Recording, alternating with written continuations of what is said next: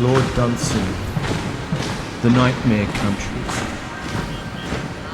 There are certain lands in the darker dreams of poetry that stand out in the memory of generations. There is, for instance, Poe's dark tarn of Auber, the ghoul-haunted region of Weir. There are some queer twists in the River Alf, as imagined by Coleridge. 2 lines of Swinburne: by the tideless, dolorous inland sea, in a land of sand and ruin and gold, are as haunting as any. There are in literature certain regions of gloom so splendid that whenever you come on them, they leave in the mind a sort of nightmare country which one's thoughts revisit on hearing the lines quoted. It is pleasant to picture such countries sometimes when sitting before the fire. It is pleasant because you can banish them by the closing of a book. A puff of smoke from a pipe will hide them altogether, and back come the pleasant, wholesome, familiar things. But in France they are there always. In France the nightmare countries stand all night in the starlight. Dawn comes and they still are there. The dead are buried out of sight, and others take their places among men. But the lost lands lie unburied, gazing up at the winds, and the lost woods stand like skeletons, all grotesque in the solitude. The very seasons have fled from them. The very seasons have fled, so that if you look up to see whether summer has turned to autumn, or if autumn has turned to winter yet, nothing remains to show you. It is like the eccentric dream of some strange man, very arresting and mysterious, but lacking certain things that should be there before you can recognize it as earthly. It is a mad, mad landscape. There are miles and miles and miles of it. It is the biggest thing man has done. It looks as though man, in his pride, with all his clever inventions, had made for himself a sorry attempt at creation. Indeed, when we trace it all back to its origin, we find at the beginning of this unhappy story a man who was only an emperor and wished to be something more. He would have ruled the world, but has only meddled with it, and his folly has brought misery to millions, and there lies his broken dream on the broken earth. He will never take Paris now. He will never be crowned at Versailles as Emperor of Europe. And after that most secret dream of all, did not the Caesars proclaim themselves divine? Was it not whispered among Macedonian courtiers that Alexander was the child of God? And was the Hohenzollern less than these? What might not force accomplish? All gone now, that dream and the Hohenzollern line broken. A maniacal dream and broken farms all mixed up together. They make a pretty nightmare, and the clouds still gleam at night with the flashes of shells, and the sky is still troubled by day with uncouth balloons, and the black bursts of the German shells, and the white of our anti-aircraft. And below there lies this wonderful wasteland where no girls sing, and where no birds come but starlings, where no hedgerows stand and no lanes with wild roses, and where no pathways run through fields of wheat, and there are no fields at all, and no farms and no farmers, and 2 haystacks stand on a hill, I know, undestroyed in the desolation, and nobody touches them, for they know the Germans too well, and the tops have been blown off hills down to the chalk, and men say of this place that is Pozières, of that place that it is Ginchy. Nothing remains to show that Hamlet stood there at all, and a brown, brown weed grows over it all forever, and a mighty spirit has arisen in man, and no one bows to the warlord though many die. Liberty is she who sang her songs of old, and is fair as she ever was, when men see her in visions. At night, in no man's land, when they have the strength to crawl in, still she walks of a night in Pozières and in Ginchy. A fanciful man once called himself the Emperor of the Sahara. The German Kaiser has stolen into a fair land and holds with weakening hands a land of craters and weed and wire and wild cabbages and old German bones.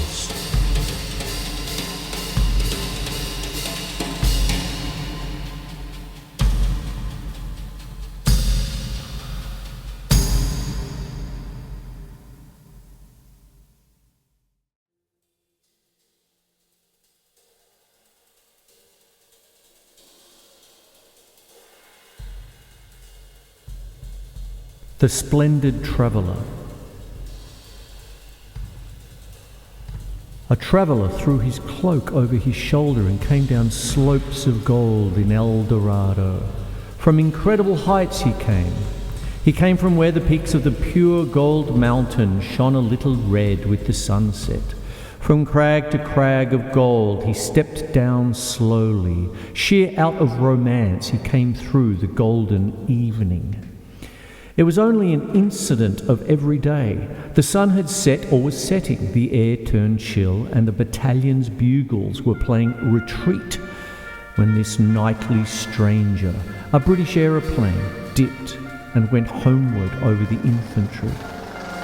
That beautiful evening call in the golden cloud bank towering, and that adventurer coming home in the cold, happening all together, revealed in a flash the fact, which hours of thinking sometimes will not bring, that we live in such a period of romance as the troubadours would have envied.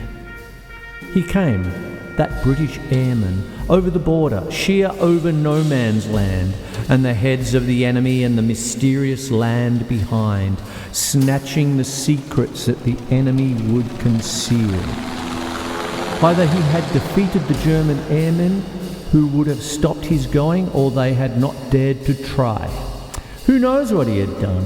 He had been abroad and was coming home in the evening, as he did every day. Even when all its romance had been sifted from an age as the centuries sift, and set apart from the trivial, and when all has been stored by the poets, even then, what has any of them more romantic than these adventurers in the evening air, coming home in the twilight with the black shells bursting below? The infantry look up with the same vague wonder with which children look at dragonflies. Sometimes they do not look at all, for all that comes in France has its part with the wonder of a terrible story as well as with the incidents of the day, incidents that recur year in and year out, too often for us to notice them. If a part of the moon were to fall off in the sky and come tumbling to earth, the comment on the lips of the imperturbable British watchers that have been so much would be, "Hello, what is Jerry up to now?" And so, the British aeroplane glides home in the evening, and the light fades from the air, and what is left of the poplars grow dark against the sky, and what is left of the houses grows more mournful in the gloaming, and night comes, and with it the sounds of thunder, for the airman has given his message to the artillery. It is as though Hermes had gone abroad sailing upon his sandals, and had found some bad land below those winged feet wherein men did evil and kept not the laws of gods or men, and he had brought his message back, and the gods were angry. For the wars we fight today are not like other wars, and the wonders of them are unlike other wonders. If we do not see in them the saga and epic, how shall we tell of them? England, and then we used to have sausages, said the sergeant. And mashed, said the private. Yes, said the sergeant, and beer, and then we used to go home. It was grand in the evenings. We used to go along a lane that was full of them, wild roses. And then we come to the road where the houses were. They all had their bit of a garden, every house. Nice, I calls it, a garden, the private said. Yes, said the sergeant, they all had their garden. It came right down to the road, wooden palings, none of that there wire. I hates wire, said the private. They didn't have none of it, the NCO went on. The gardens came right down to the road, looking lovely. Old Billy Weeks, he had them tall, pale blue flowers in his garden, nearly as high as a man. "Hollyhocks?" said the private. "No, they wasn't hollyhocks. Lovely they were. We used to stop and look at 'em. Going by every evening, he had a path up the middle of his garden, paved with red tiles. Billy Weeks had, and these tall blue flowers growing the whole way along it, both sides like. They was a wonder. 20 gardens there must have been, counting them all, but none to touch Billy Weeks with his pale blue flowers. There was an old windmill away to the left. Then there were the swifts sailing by overhead and screeching, just about as high again as the houses. Lord, how them birds did fly. And there was the other young fellows, what were not out walking, standing about by the roadside, just doing nothing at all. One of them had a flute. Jim Booker, he was. Those were great days. The bats used to come out, flutter, flutter, flutter, and then there'd be a star or two, and the smoke from the chimneys going all grey, and a little cold wind going up and down like the bats, and all the colour going out of things, and the woods looking all strange and a wonderful quiet in them, and a mist coming up from the stream. It's a queer time, that. It's always about that time, the way I see it. The end of the evening in the long days, and a star or two, and me and my girl going home. Wouldn't you like to talk about things for a bit, the way you remember them? Oh, no, Sergeant, said the other. You go on, you do bring it all back so. I used to bring her home, the sergeant said, to her father's house. Her father was keeper there, and they had a house in the wood, a fine house with queer old tiles on it, and a lot of large friendly dogs. I knew them all by name, same as they knew me. I used to walk home then along the side of the wood. The owls would be about. You could hear them yelling. They'd float out the woodlight, sometimes all large and white. I knows them, said the private. I saw a fox once so close I could nearly touch him, walking like he was on velvet. He just slipped out of the wood. Cunning old brute, said the private. That's the time to be out, said the sergeant.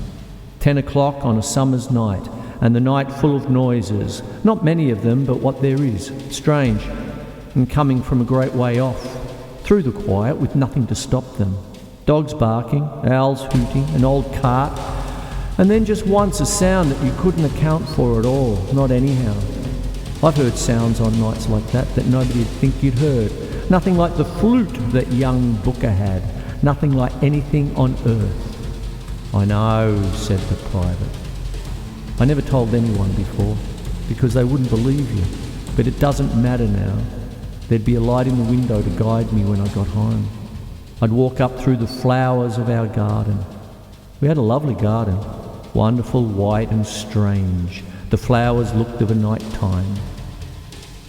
You bring it back all wonderful, said the private. It's a great thing to have lived, said the sergeant. Yes, Sergeant, said the other. I wouldn't have missed it, not for anything. For 5 days, the barrage had rained down behind them. They were utterly cut off and had no hope of rescue. Their food was done, and they did not know where they were.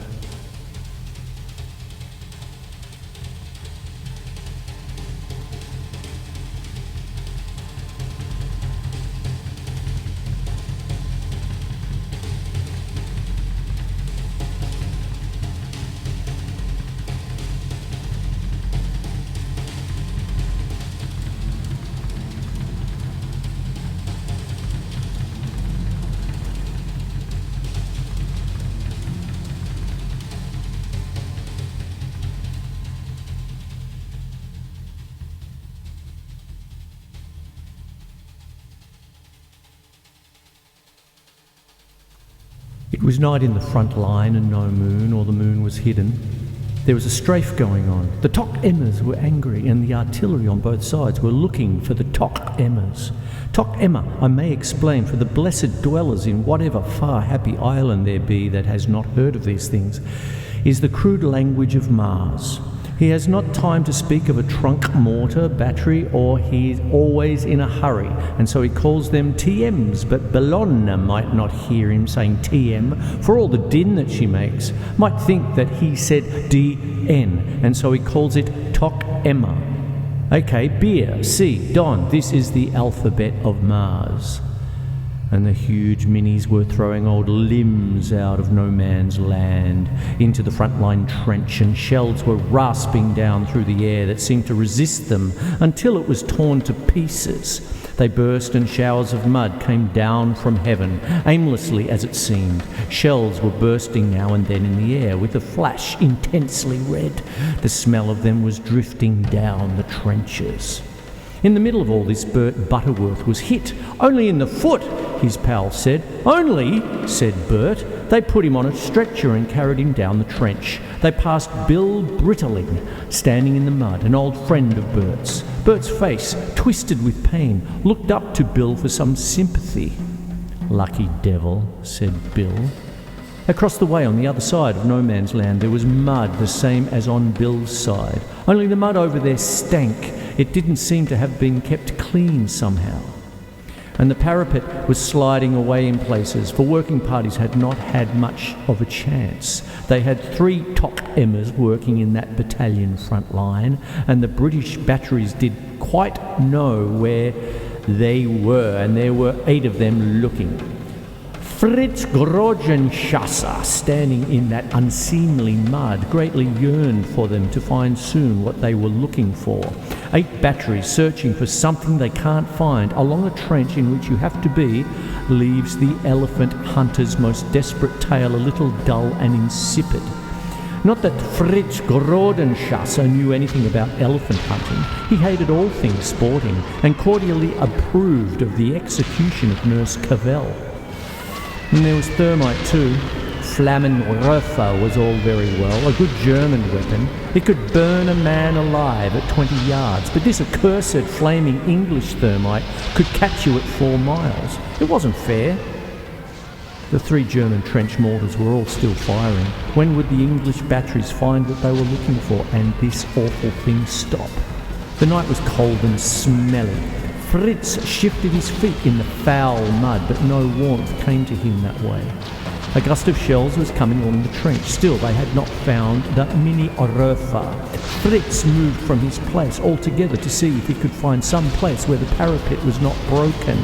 And as he moved along the sewer-like trench, he came on a wooden cross that marked the grave of a man he once had known, now buried some days in the parapet. Old Ritz Handelscheiner. Lucky devil, said Fritz.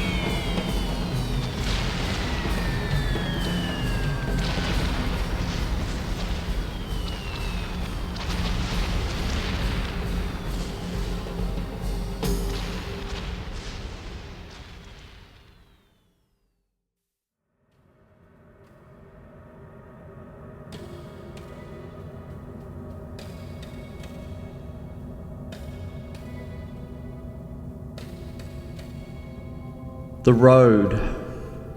The battery sergeant major was practically asleep. He was all worn out by the continuous roar of the bombardments that had been shaking the dugouts and dazing his brains for weeks. He was pretty well fed up. The officer commanding the battery, a young man in a very neat uniform and of particularly high birth, came up and spat in his face. The sergeant major sprang to attention, received an order, and took a stick at once and beat up the tired men. For a message had come to the battery that some English, God punish them, were making a road at X. The gun was fired. It was one of those unlucky shots that come on days when our luck is out. The shell, a 5.9, lit in the midst of the British working party. It did the Germans little good. It did not stop the deluge of shells that was breaking up their guns and was driving misery down like a wedge into their spirits. It did not improve the temper of the officer commanding the batteries, so that the men suffered as acutely as ever under the sergeant major. But it stopped the road for that day. I seemed to see that road going on in a dream. Another working party came along next day with clay pipes and got to work. And next day and the day after, shells came but went short or over. The shell holes were neatly patched up. The road went on. Here and there a tree had to be cut, but not often. Not many of them were left. It was mostly digging and grubbing up roots and pushing wheelbarrows along planks and duckboards and filling up with stones. Sometimes the engineers would come. That was when streams were crossed. The engineers made their bridges and the infantry working party went on with the digging and laying down stones. It was monotonous work. Contours altered, soil altered, even the rock beneath it, but the desolation never. They always worked in desolation and thunder, and so the road went on. They came to a wide river. They went through a great forest. They passed the ruins of what must have been quite fine towns, big prosperous towns with universities in them. I saw the infantry working party with their stumpy clay pipes in my dream, a long way on from where that shell had lit, which stopped the road for a day. And behind them curious changes came over the road at X. You saw the infantry going up to the trenches and going back along it into reserve. They marched at first, but in a few days they were going up in motors, grey buses with shuttered windows. And then the guns came along it, miles and miles of guns, following after the thunder which was further off over the hills. And then one day the cavalry came by, then stores in wagons, the thunder muttering further and further away. I saw farm carts going down the road at X, and then one day all manner of horses and traps and laughing people, farmers and women and boys, all going by to X. There was going to be a fair, and far away the road was growing longer and longer amidst, as always, desolation and thunder. And one day, far away from X, the road grew very fine indeed. It was going proudly through a mighty city, sweeping in like a river. You would not think that it ever remembered duckboards. There were great palaces there, with huge armorial eagles blazoned in stone, and all along each side of the road was a row of statues of kings. And going down the road towards the palace, past the statues of the kings, a tired procession was riding, full of the flags of the Allies. And I looked at the flags in my dream, out of national pride, to see whether we led, or whether France or America. America went before us, but I could not see the Union Jack in the van, nor the tricolour either, nor the stars and stripes. Belgium led, and then Serbia, they that had suffered most. And before the flags and before the generals, I saw marching along on foot the ghosts of the working party that were killed at X, gazing about them in admiration as they went, at the great city and at the palaces. And one man wandering at the Sieges Allée turned round to the lance corporal in charge of the party. "That is a fine road that we made,"